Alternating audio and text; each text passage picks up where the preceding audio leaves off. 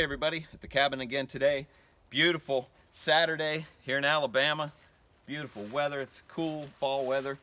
And I'm going to be doing a little bit of chainsaw milling today. Small dimensional pine lumber making. Okay, what I have here is my Alaskan mill. It's a 36-inch Alaskan mill. I got my steel 660. And this is a Carlton ripping chain. And I like having everything kind of set up right here in the back of the truck. It's convenient to be able to mill logs right in a driveway setting like this where you can do everything easily. Sometimes you can't, sometimes it may be out in the woods, and in that case you may have to pack all the stuff down there. But when you can, having it right here, you got all your tools, you can just do everything. And I also wanted to mention here another part of the system.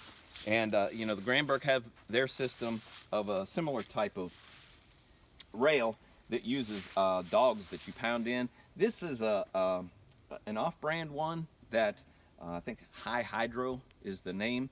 I got it off of Amazon. It doesn't have those dogs. It has these plates right here. Now, this is an adaptation I made to be able to mount it to the log. They don't have that. They supply short lag bolts that basically you would just clamp it down. I don't see how that could work in the least, because the mill itself is fairly flexible and the log is not perfectly straight. So if you just basically clamp it down like it shows, it's just going to be all distorted. So what I did is got these 5/16 inch carriage bolts, and I have a nut on the top and one on the bottom. And so going down the length of the log, I let them loose. I set the carriage bolts in at the very ends to provide the initial direction. And by doing this, you can adjust them up. If you you have a little bit of room across here that you can raise them or lower them, so that'll enable you to compensate for the taper of the log. So at this end, I have these carriage bolts raised up higher, and at that bottom end, they're pushed down lower. And then because you have the top and bottom nut, you can go through and just tighten them, and they have a, then they just basically just set right on the log and provide a secure surface. And then to be able to attach the rail down, I have these lag bolts. Now this particular log is not quite long enough. These rails are about 9 feet long, and this log is probably about 7 foot or something like that. So this hole right here where I put the lag bolt in is not close enough to be able to actually connect in, but I think we'll have plenty of secure grip just with these two inner ones. Once you have them secure, you can just run that lag bolt down in there and it holds it nice and sturdy. I don't like milling down low like this.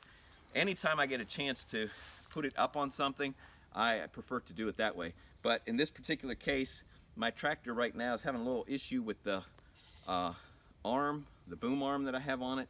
It'll bring it up and then gets to the top and then lowers it down too quickly without a fine tuning. So I don't want to mess with that. So I went ahead and just have it set up here on the ground. I have a couple wedges underneath there. Talking about wedges, I also got some in my pocket here, so when we start making the cut, I slide those in to keep the weight of the assembly from collapsing down in on the cut and marring it. But these here I found to be really great. These are just thin pieces of pine that I cut on my bandsaw, my shop bandsaw, and they stick really good. They don't pull back out. They're probably about a 1/2 inch thick at one end, tapering down to about 1/8 of an inch at the other. I left this lag bolt in here just to kind of show you how you know that you're clearing this thing, because obviously you don't want to mill into your lag bolt that's sitting there.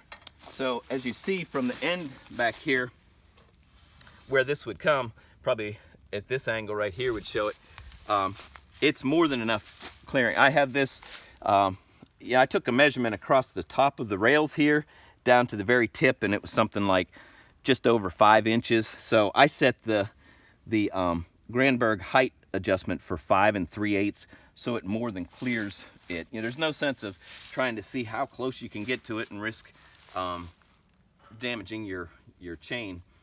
But the thing is, they're all the same, regardless of whether these carriage bolts are adjusted high or low, this distance from the lag bolt to the end on each of those is the same. So you don't have to worry about you know, the tapering effect or whatever. I've already pre-warmed up this chainsaw. I'm a big advocate of warming the equipment up to proper operating temperature. Growing up in the 80s riding dirt bikes and stuff, I used to read the magazines and they were always talking about cold seizures in two-stroke engines, and it's a situation where the piston is heating up at a different rate than the cylinder, and it just seizes because, you know, it gets too tight. The tolerance becomes too tight. And so I just think starting them up, letting them warm up. I see a lot of videos where people just fire them up cold and wham, wham, wham, and then next thing you know, they're cutting. Yeah, it's your saw. You can do what you want. All right, well, let me get my earmuffs on.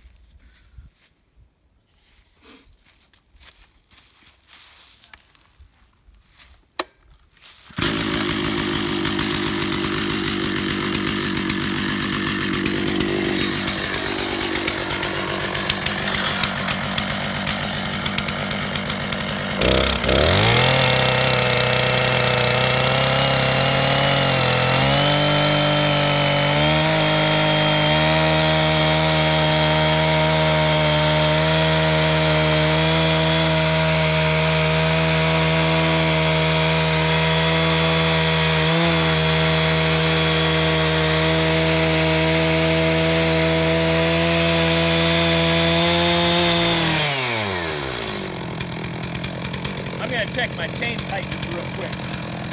Yeah, that's what I thought. Let me adjust my chain tightness. I had just purchased this bar new. My old bar actually had some marring on it, and so I've just replaced it. So this was just my initial cut on the chain.